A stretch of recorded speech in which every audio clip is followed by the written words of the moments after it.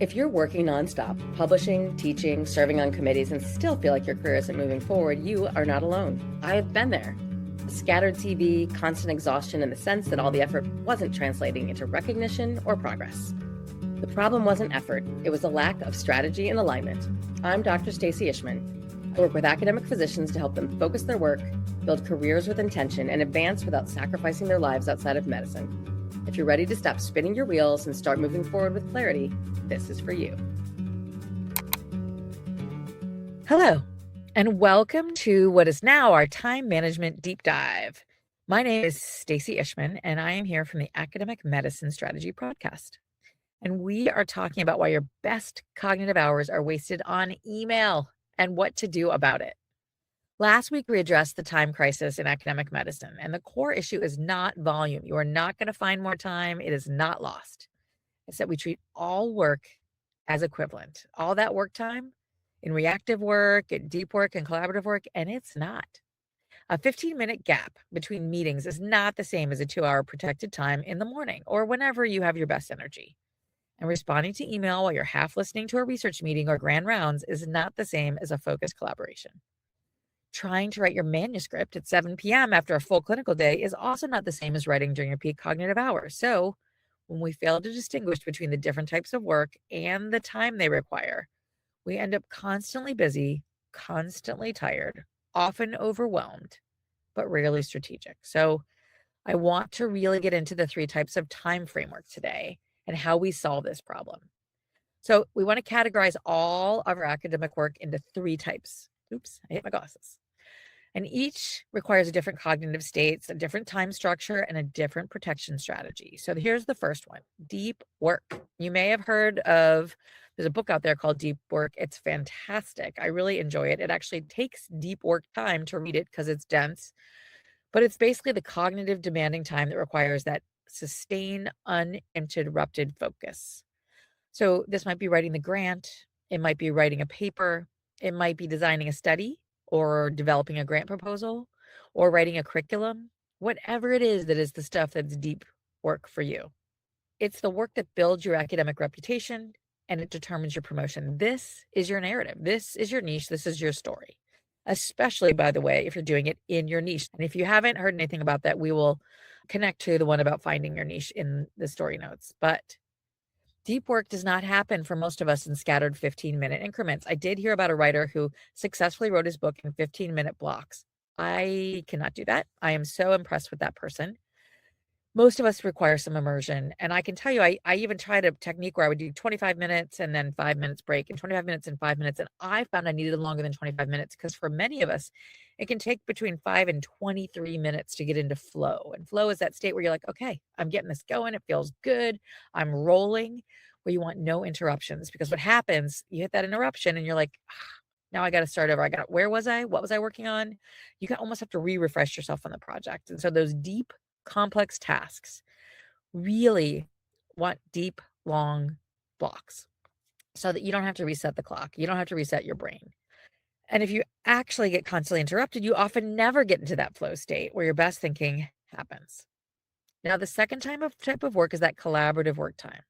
And this requires real-time interaction with other people, collaboration. So this includes things like patient care potentially, but it's a lot of times about things like teaching or working with your research team or mentoring, grant discussions, talking to your mentors or the people you mentor or the collaborators that you work on who are in other specialties or within your specialty who do other parts of the project. It is valuable and necessary and may absolutely contribute to your promotion, but it is externally scheduled and subject to everybody's availability.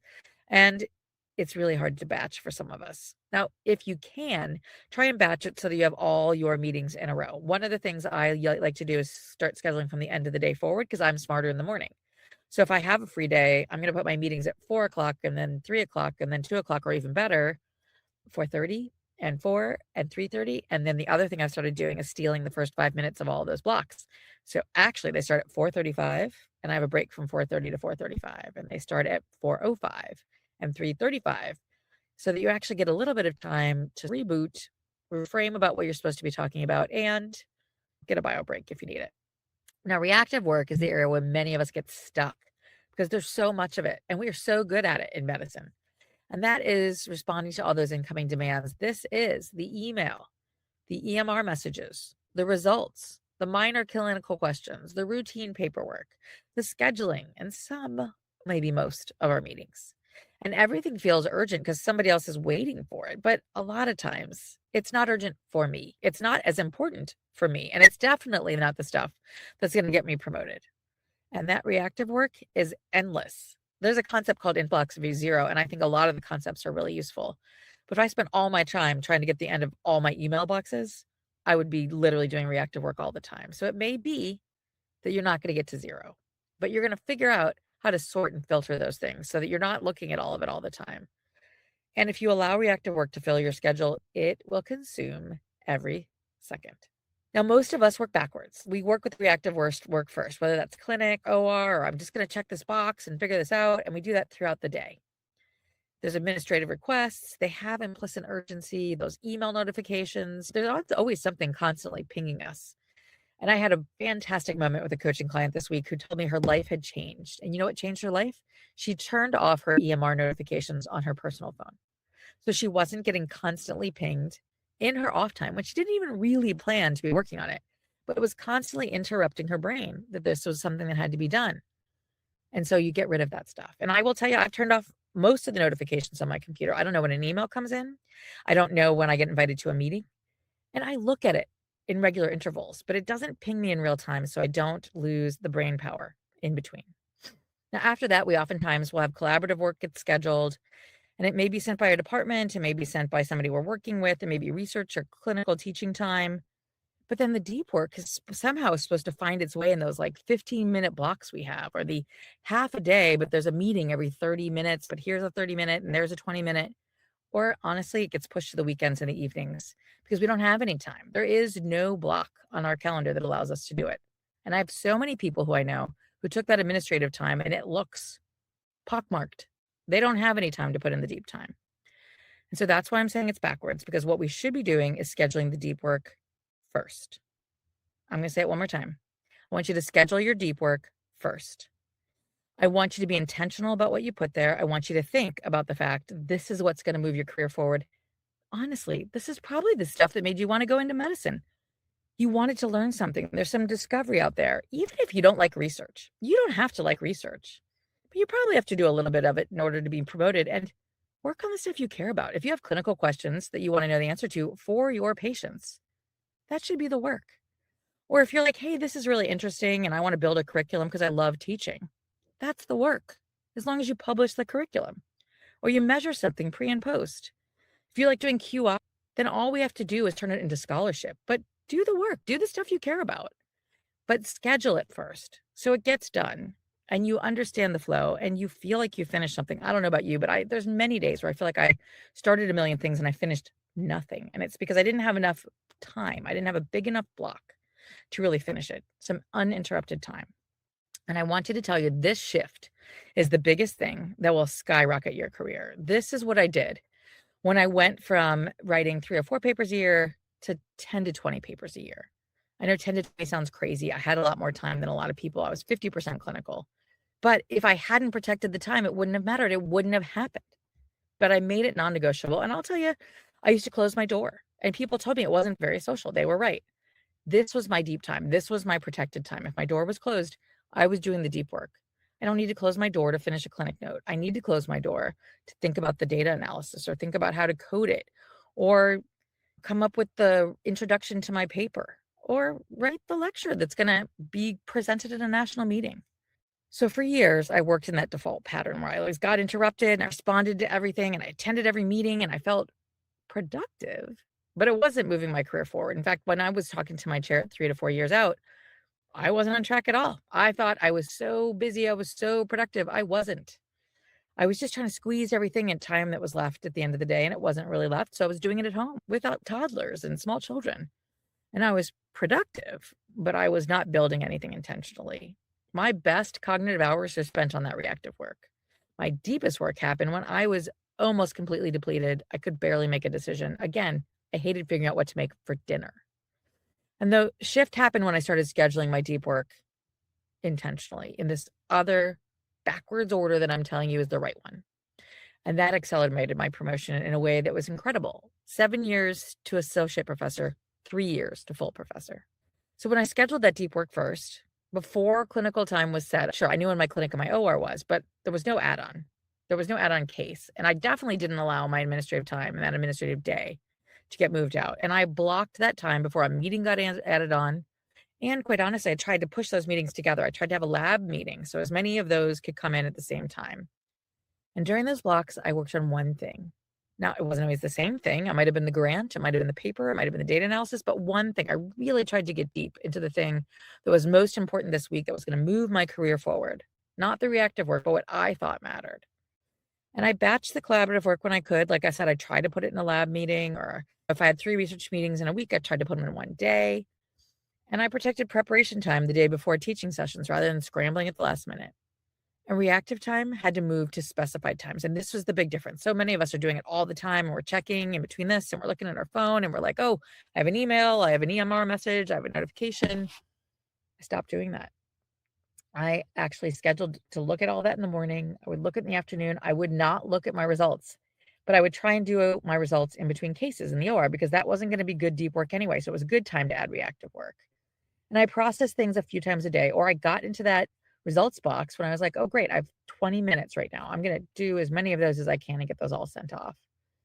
Administrative tasks got batched into a single designated admin block. So I didn't give all my admin time to deep work.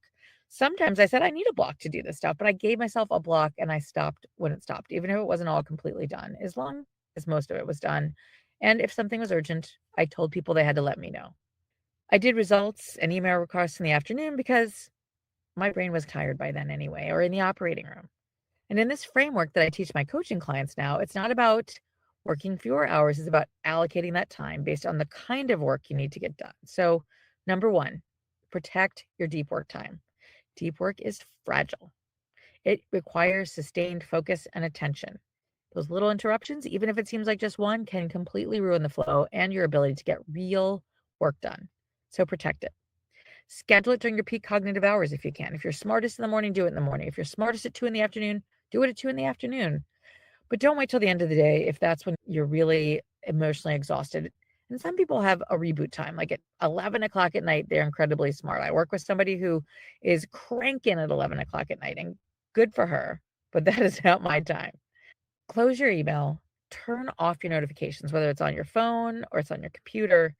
And I want you to know it's not selfish. Just let your team know how to get you if it's really urgent and let them know what really urgent means. It's not just the latest results that came up. And it's not just because somebody made a phone call. It's stuff that really is urgent. And protect the collaborative time if you can. Make it real-time interaction. Try and put it all together. If you can create like a group meeting, you and all your partners get together, talk about all the projects at one time. That works great. Try and set it for a set time so you can plan on it. And the reason that's also important is if I know every Wednesday I'm going to get to talk to you about research, I'm not going to ping you on Tuesday and Sunday and Thursday. I know I have one place where I can ask all my questions at once. So it actually reduces the number of times that people are pinging you. And then protect reactive work time. The key thing here is honestly to contain that reactive work time. Batch things like email and results, or do it during times that you don't have time for deep work anyway, whether it's between cases or if you have 15 minutes left before the clinic at the end of lunch. And know that urgency is implied, but oftentimes is manufactured and not real in those. So this week, I want you to review your calendar for one peak cognitive time.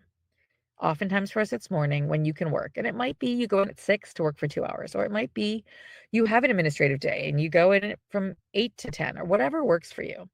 But I want you to block 1 2-hour work session, at least an hour, but please try and do 2 hours during that time to decide exactly what you're going to work on.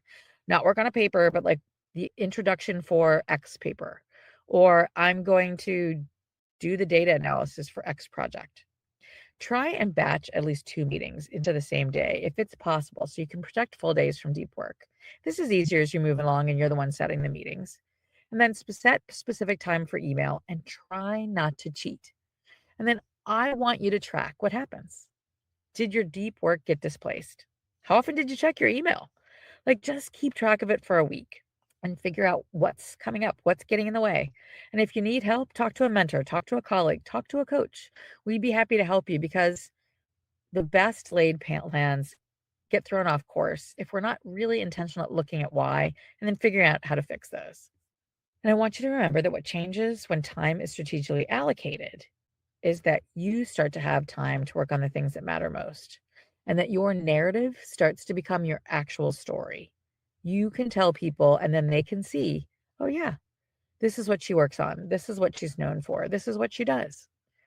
Manuscripts that have been sitting in draft form for months get finished within weeks. Grant proposals that felt totally overwhelming all of a sudden become manageable. And those education lectures and presentations that you've been waiting to put together become doable because you've broken them into parts and you know what you need for each section. And quite honestly, sometimes you can ask others for help or jump in and figure out how open evidence works so that you don't have to do as much of that work manually. The real active work will get done, don't worry. Email will still get answered. Administrative tasks will still come your way, but they don't consume your whole day. And a lot of it gets done if people realize that they can do some of it too. And the one caveat I'm going to give there is if you get the same question over and over, it may be that you're not the one who has to answer it. Here is the answer for that question. Every time that question comes in, I want you to send this response. If that doesn't work, then come to me. Can save a ton of time. And you can do that one question at a time and create what is a list of frequently asked questions or standard questions for your team. And then the truth about that time allocation is you can't create more hours in a day, but you can control them. So I am going to challenge you this week to set a system to control them and then just keep track. Did it work? What gets in the way? And how can we do it better next week? If this resonates, please contact us about presenting the most effective time management strategies at your institution and share this with your faculty development leadership.